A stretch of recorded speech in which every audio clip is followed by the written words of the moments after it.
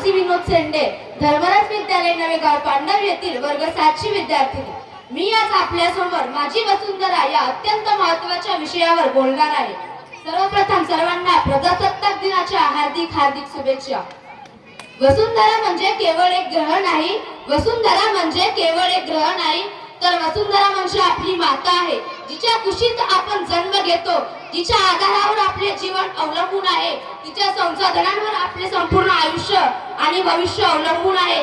तीच आपली धरती माता वसुंधरा आहे, तीच आपली धरती माता वसुंधरा आहे. निसर्गाने आपल्याला काय काय नाही दिले, निसर्गाने आपल्याला भरभरून दिले. हवा, पाणी, झाडे आणि संपूर्ण सजीव सृष्टी आपल्याला निसर्गाने दिले, परंतु आपण त्याचा गैरफायदा करून घेता. झाडे तोडून त्यांच्यापासून विविध कामे करत आहोत, पाण्याचा दुरुपयोग करत आहोत, विजेची बचत करत नाही आहोत. हे सर्व आपल्याला करण्यापासून टाळायचे आहे. निसर्गाने आपल्याला सर्व काही दिले, पण इथे उपस्थित प्रत्येक जणाने आपल्या स्वतःच्या मनाला एक प्रश्न विचारा की आपण निसर्गाला काय दिले. निसर्गाने आपल्याला हवा, पाणी आणि संपूर्ण सजीव सृष्टी दिली, पण आपण निसर्गाला काय दिले. निसर्गाने दिले, पण आपण त्याचा गैरफायदा करून घेतो. हल्लीकडे चित्र वेगळे दिसत आहे.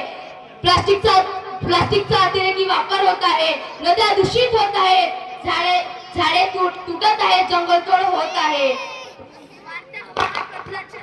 उभे राहत आहे. निसर्ग आपल्याला सतत देत राहतो आणि आपण सुद्धा घेतच राहतो. आपल्याला घेण्याची सवय तर लागली आहे, पण जपून ठेवण्याची सवय मात्र तुटत चाललेली आहे. जपून ठेवण्याची सवय मात्र तुटत चाललेली आहे. जपून ठेवण्याची सवय मात्र तुटत चालली आहे. निसर्ग आता आपल्याशी शब्दात नाही तर संकटात बोलतो. निसर्ग आता आपल्याशी शब्दात नाही तर संकटात बोलतो.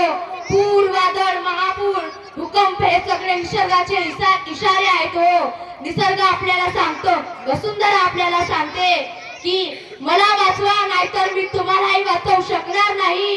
मला वाचवा, नाहीतर तुम्हालाही मी वाचवू शकणार नाही.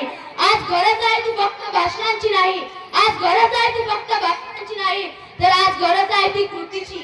आज गरज आहे ती आज गरज आहे ती जागृतीची, आणि आज गरज आहे ती पर्यावरण संरक्षण चळवळीची. आज गरज आहे ती पर्यावरण संवर्धन चळवळीची.